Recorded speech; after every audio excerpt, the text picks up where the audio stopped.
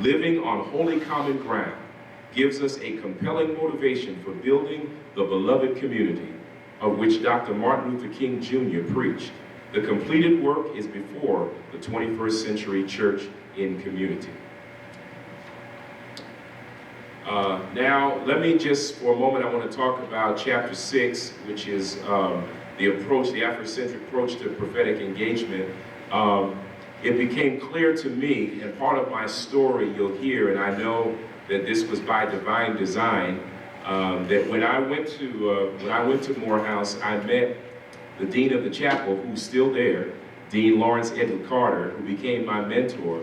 And as he did with most students, he would ask us, the first question is, where are you from?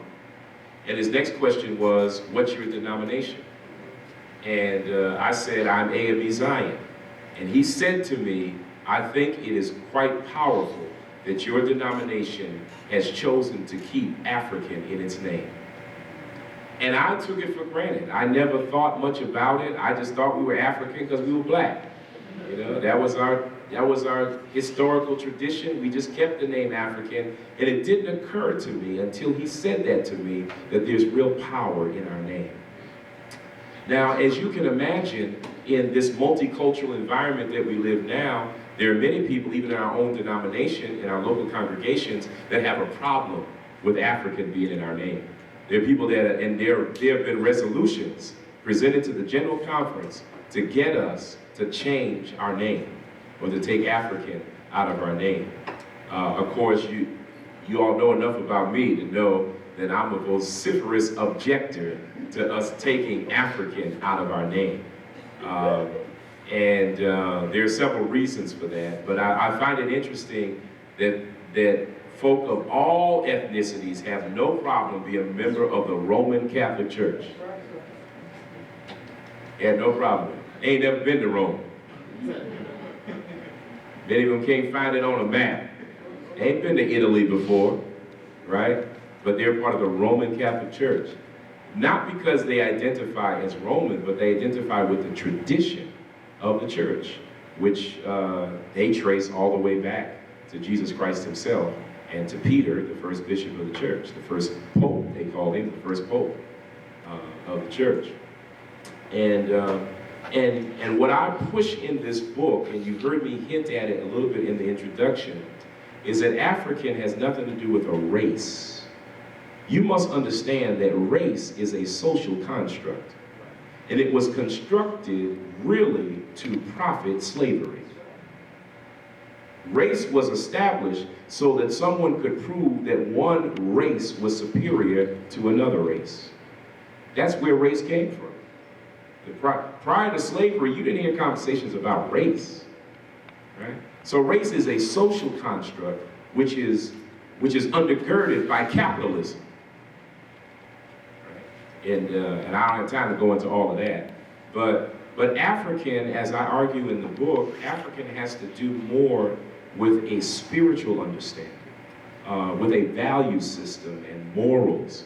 And what I push for, and I think the Black church does it without overtly saying it, we just do it. We have carried throughout these centuries in America, we have carried African values and African sensibilities in a lot of what we do and what we say.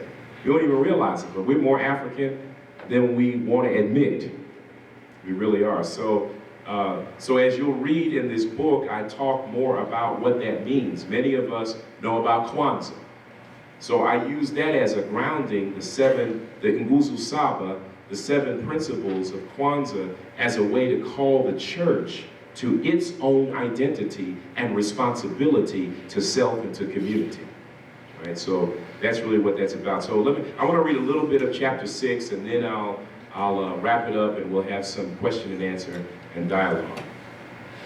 Afrocentricity, and that word is used interchangeable. Molefi Kete Asante, who teaches at Temple University, was the first professor to establish a program in African studies, and more specifically Afrocentric studies. And I think he's still at Temple to this day. And one of my one of my colleagues, who also was one of my mentors, we went to school together, Dr. Ivan Hicks, he was here for my graduation. He got his PhD under Asante. And Asante used the term Afrocentricity.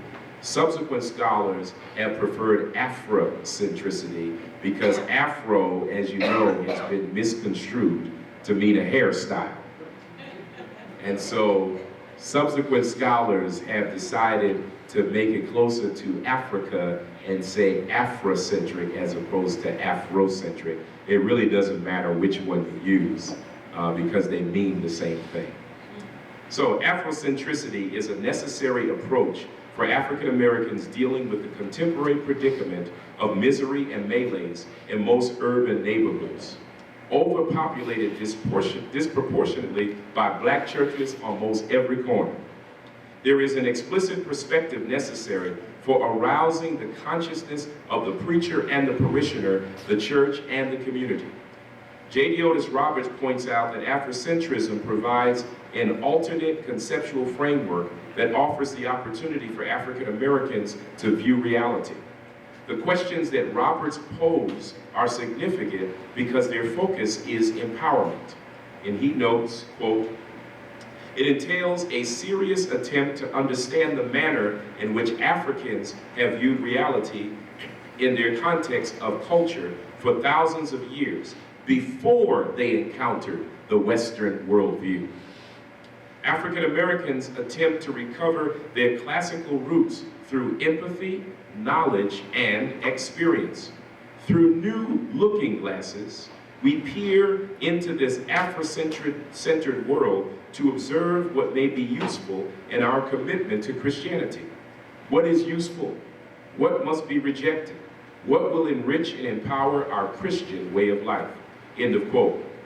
Roberts' focus on Afrocentrism is useful in that it connects with the ideological and cultural movement led by Molefi Asante, professor of African American Studies at Temple University. Afrocentrism is both a personal self-consciousness and a collective communal consciousness. Roberts summarizes Asante's Afrocentric project in the following way. 1, we need to begin our cultural view of Africa with a study of Egypt, Nubia, Kush, and other ancient African cultures. 2, we need to be Africa-oriented in our study of data. Africa becomes subject rather than object. We recenter and relocate Africa as subject. So this is important for us because now Africa has been marginalized and Africa has been treated as an object to be pitied rather than a subject to be celebrated. Africa is the first civilization of the world. Everything flowed from Africa. And still the richest resources in the world can be found in Africa. And that's not just the natural resources, but the intellectual resources. That's why the library the university is escaping me.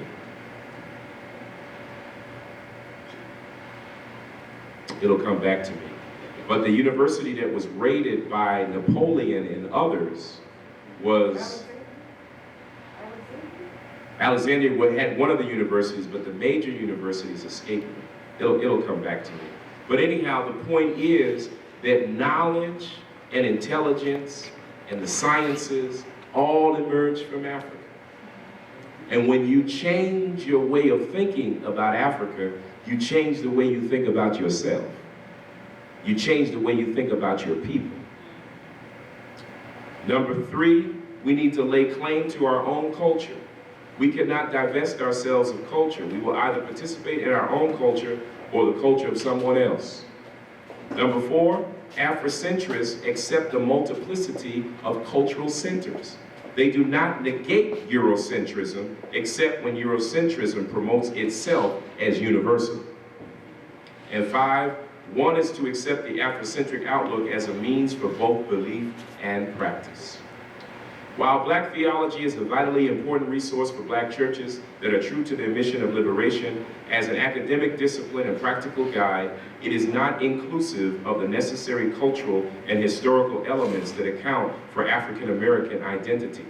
Ivan Douglas Hicks, a pastor who obtained his PhD as a student of Malafia Sante, argues that African Americans must recover the Afrocentric cosmology that was resonant in the African ancestors prior to the European slave trade and forced African migration in America. Hicks contends, quote, "One could say that the key problem is summed up as dealing with the apparent contradictions inherent in the social activism of African Americans for liberation from white racial domination, and at the same time participating in the practice of what is often claimed to be a white religion." White African American theologians have done in the past, what they have done is to isolate this predicament and claim to have a black theology. The issue with the black theology as developed so far is that it does not take into consideration the ideas of agency and African-centeredness that is derived from Afrocentric theory. One should be able to see how the concept of God has been used in the earliest texts, as well as the way that the divine has been operationalized in human activity, end of quote. The black church is the cultural and spiritual product of African spirituality. It became the transporter of the creative soul force, which combated the insidious racism and dehumanization that Africans unwillingly encountered in the Western world. It is miraculous that African Americans were able to survive such gross inhumanity. Before the black church became an institution, it was a spiritual and theological worldview encapsulated in the hearts and minds of African peoples. Hicks further clarifies, quote, "We were able to make it on the spiritual reserve of the great and profound religions of Africa. Even though the African enslaved in America was stripped of everything from pride and self-esteem to cultural identity, somehow even the greatest of humiliation and degradation could not force the African to forget the ways and worship of home. This pulse beat of African spirituality has for the African American church been an aspect of the church's freedom and expression. African American worship is emotive, poetic, and even graceful," end of quote. I'm going to skip forward here to page 65.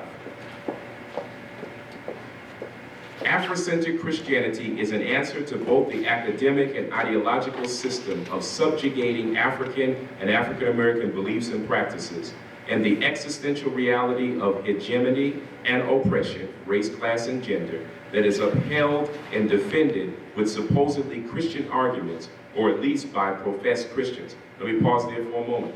You know that racism and slavery, more specifically, was defended by white Christians.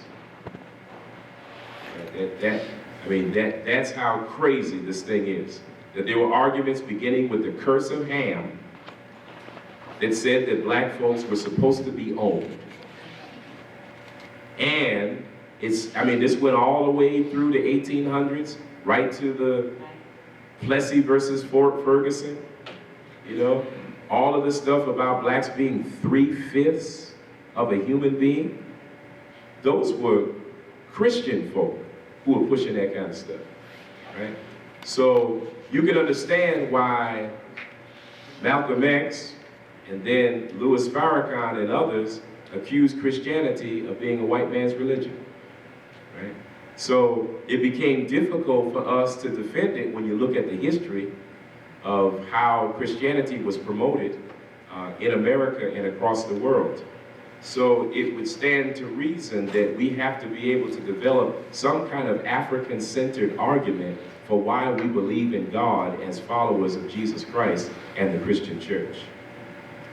Since much of this academic blasphemy is either explicitly or implicitly promulgated in seminaries and universities, it is necessary to reinterpret African American religious history. Wilmore, Gayward Wilmore, points out three unfortunate racist assumptions in some white seminaries and Bible colleges about church history. The first assumption is that real, honest-to-goodness church history is the history of the mainstream white denominations and their European antecedents. Real church history, in other words, is white church history. The second assumption is that any serious religious beliefs among blacks must have begun with the Portuguese attempt to Christianize the coast of Africa from the last quarter of the 15th century. The third assumption has been that African American church history, if one concedes that such a discipline does exist, is practically and morally dysfunctional in as much as it tends to preserve and encourage the continuing disunity of the one holy Catholic and Apostolic Church of Christ.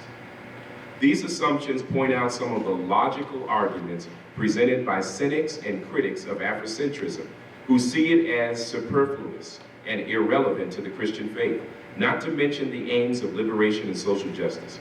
As a matter of course, Wilmore presents three areas of reinterpretation of church history in pursuit of a pragmatic spirituality, and I will not read all of those.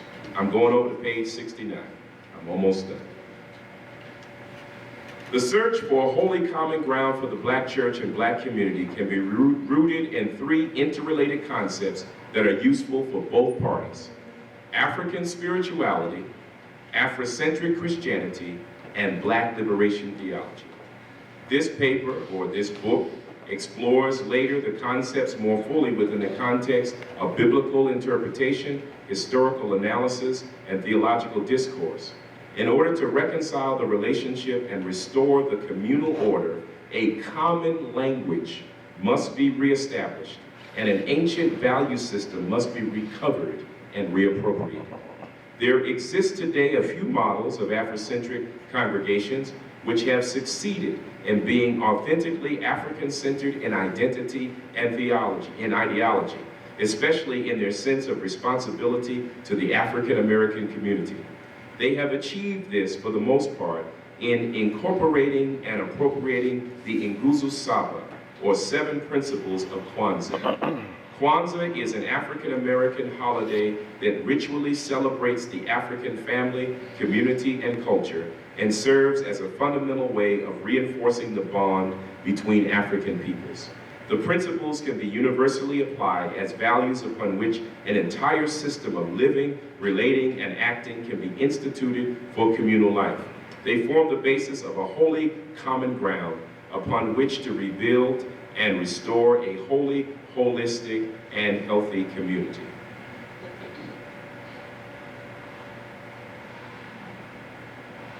Finally, going to page 92.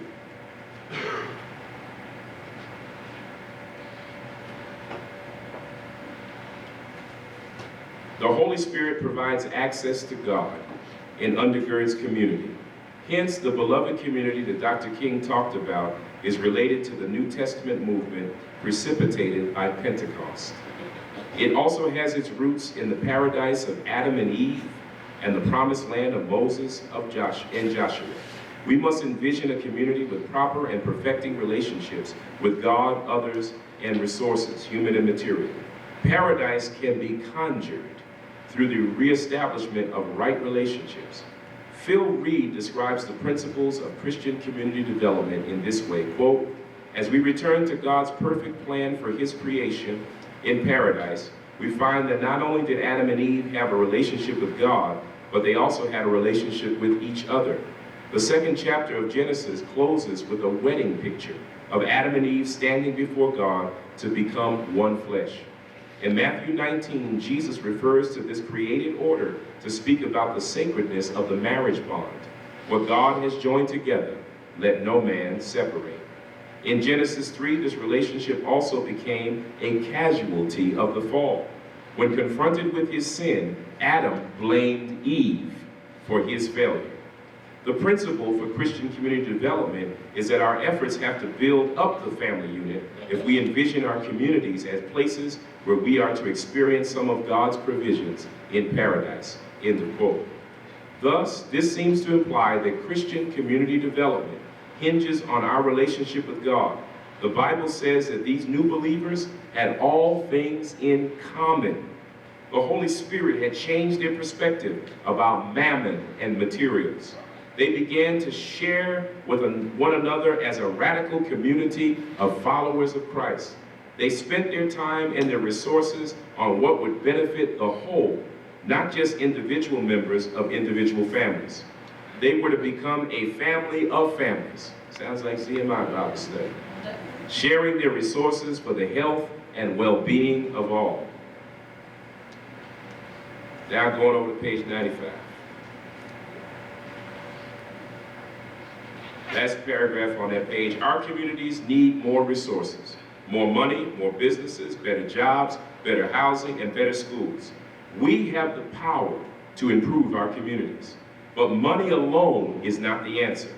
We need to declare to broken, hurting, lame people, in the name of Jesus of Nazareth, rise up and walk. We no longer see them as people with problems, but people with potential. We can see them as rich resources and abundant assets. John Kretzmann and John McKnight talk about the need for an asset-based model of community development that begins with the assets instead of the deficits of community. Quote, each community boasts a unique combination of assets upon which to build its future. A thorough map of those assets would begin with an inventory of the gifts, skills, and capacities of the community's residents. Household by household, building by building, block by block, the capacity map makers will discover a vast and often surprising array of individual talents and productive skills, few of which are being mobilized for community building purposes. It is essential to recognize the capacities, for example, of those who have been labeled mentally handicapped or disabled, or of those who are marginalized because they are too old or too young or too poor. In a communities whose assets are being fully recognized and mobilized, these people too well will be a part of the action, not as clients or recipients of aid, but as full contributors to the community building process. End of quote. Take that, Mitt Romney. The Black church has always excelled when it has been able to leverage resources by stepping out on faith. The Black church has built phenomenal ministries and prodigious edifices on the foundation of hope. Potential is realized when possibilities are pursued. We may not have had much silver and gold, but what we have had has been more than enough. The spirit of Umoja and Ujamaa, the power of Kujichagulia and Kuumba, the capacity of Nia and Umoja, and the everlasting hope of Imani has sustained and propelled the Black church in America forward for 4 centuries. Sharing the greatest resource we have, our collective faith, will help to restore and rebuild our communities with more than brick and mortar. We've come this far by faith. Amen. All right, I'm going to stop there. In the back of the book is an appendix that actually is what I used with our study group, of which Teresa Stevens was a part. I did a 5-part preaching series. Some of y'all will remember that, called Standing on Holy Common Ground. It had these 5 parts dealing with our mandate, our mission, our mindset, our ministry, and our mutuality. And then in the back, there's actually a questionnaire that any church could use that's trying to reconnect with its community. That's in Appendix B. It's a questionnaire for prophetic community engagement. And that's it. So with that, I'm going to pause now and give you an opportunity to ask any questions or make any reflections or remarks that you wish to make.